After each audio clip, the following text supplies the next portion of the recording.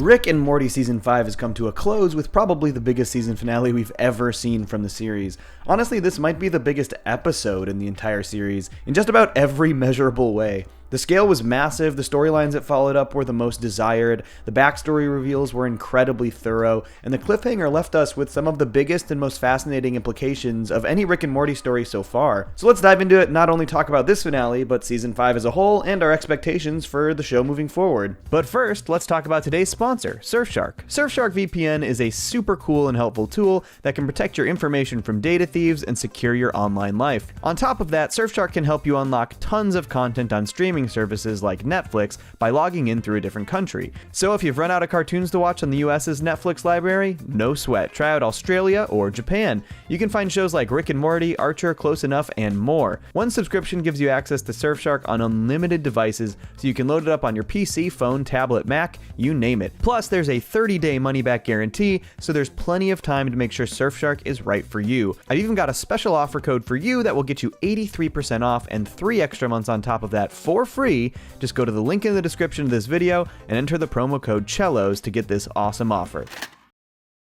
Season 5 of Rick and Morty was filled with highs and lows. I have to admit that overall I think it's my least favorite season of the show, but it wasn't by any means bad. They ended on a really strong note, and some of these episodes gave us a lot to chew on and think about. It was interesting that Season 5 seemingly made a point to really lean hard into the episodic adventure of the week style storytelling before taking a hard left turn into maybe the most interconnected story-centric finale we've ever had. And honestly, I do think that this is the strategy that will give the series the most longevity, especially considering we've still got at least 50 more episodes to look forward to. Season 5 did a lot of stuff that I appreciate on its face. They were really ambitious with a lot of their episodes, even though I don't necessarily think that ambition always paid off. My favorite episode of the year is still A Rick Convenient Mort, which obviously I made an entire video about earlier this season. I just connected with that story, and I always appreciate it when Rick and Morty lingers on the more emotional aspects of its storytelling, especially when they don't undercut that emotion with comedy, which they tend to do relatively often. This isn't special. This is happening infinite times across infinite realities. Including this? Yes! But I was honestly a little shocked and excited when the season's 8th episode started to both follow up ongoing plot lines and start to lay down some really interesting pieces of backstory for Rick himself. Even outright saying that Rick's original Beth died, something that we had sort of gotten a hint about back in the season 3 premiere, even though it was actually implied that it was a false backstory. You're one of those creeps who moves in with abandoned adult Beth. It's more complicated than that. You live with a version of our dead daughter. The final 3 episodes of the season were really interesting because they sort of all tied together, despite all feeling very separate. We learned a lot about Rick's life and backstory that we didn't know in Rickternal Friendshine of the Spotless Mort. We got a really intense episode about Rick and Morty's unhealthy dynamic and forgetting Sarek Mortschul. Gosh, these episode titles are something else. And then Rick Murhai Jack actually tied both of these things together, exploring Rick and Morty's dynamic even more thoroughly through a lot of Rick's more fully fleshed out backstory. But of course, most obviously, Rick Murhai Jack brings back Evil Morty, or President Morty, as I fully expected to happen this season. Although I'll be the first to admit that this episode absolutely destroyed a lot of my own expectations for the Evil Morty story. If you've seen my video about his motivations and my predictions for that story, I was way off. I knew they would want to do something more surprising with Evil Morty, but where I thought they would make it a little more challenging for us in regard to his motivations, they instead opted to just make his goals have major implications for the future of the entire series. But we'll get to that soon. What the writers did with this finale that was absolutely the correct move was that they made it all about our Rick and Morty's relationship.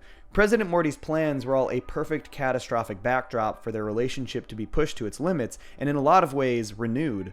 Forgetting Sarek Mortschul was entirely about that unhealthy dynamic that Rick and Morty have in their adventures for the whole 5 seasons of the show, and to their credit, they did something that I wasn't expecting. They explored it in a way that's seeing both characters exhibit real growth and change. But through the events of Rick Murhai Jack, Rick and Morty's commitment to each other is seemingly renewed as Morty and we the audience finally learn the truth of Rick's entire backstory, culminating in the two of them working together to survive President Morty's multiverse-altering destruction of the Citadel. So let's dive into Rick's backstory, which confirmed something that I had predicted in my Evil Morty video, that aspects of Rick's backstory from the Rick Shank redemption were actually not false or fabricated. Our Rick really did lose his wife and daughter tragically at the hands of other Ricks. Now with this confirmed, we actually see the degree to which this affected Rick.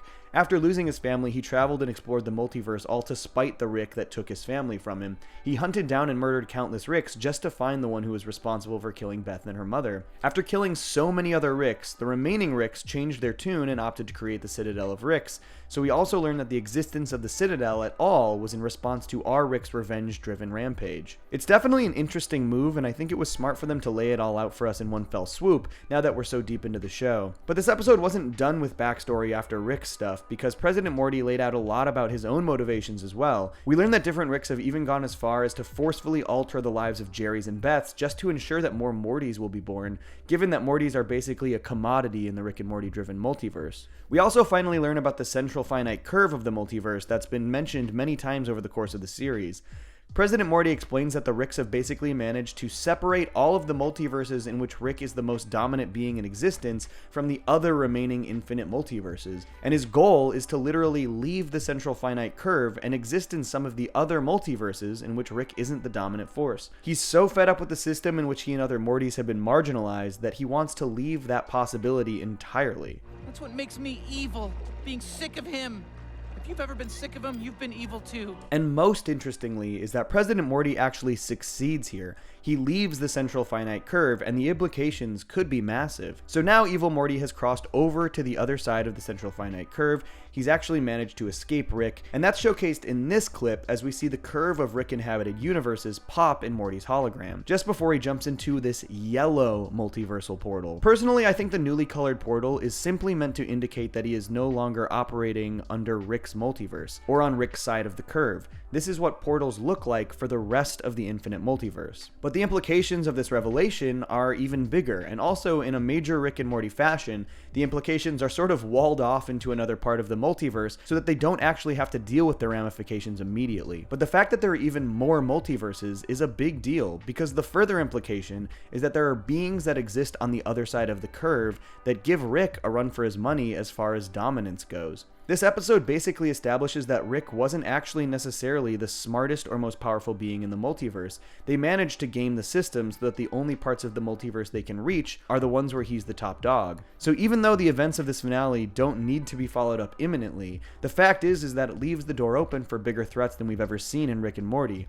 And though I don't think it's going to fundamentally change how they tell stories in Rick and Morty, it does fundamentally change our understanding of how this world operates and what is possible moving forward. I think what we can expect is for this revelation to play a bigger part down the line, when the show needs to start to escalate the threats to Rick's multiversal dominance, because the big question remains, what kinds of beings were so threatening to Rick Sanchez that he opted to divide the literal multiverse in half to avoid them? It's an exciting question. I have some predictions and ideas. I think it's very possible that Evil Morty's entire purpose will now end up being a facilitator for this bigger threat. I could even see Evil Morty being immediately killed off in the other side of the multiverse simply to establish the power that any new threat might pose. Maybe Evil Morty's entrance into the other side of the central finite curve is actually the inciting incident that allows some of these other threats or beings to find a way to cross back over.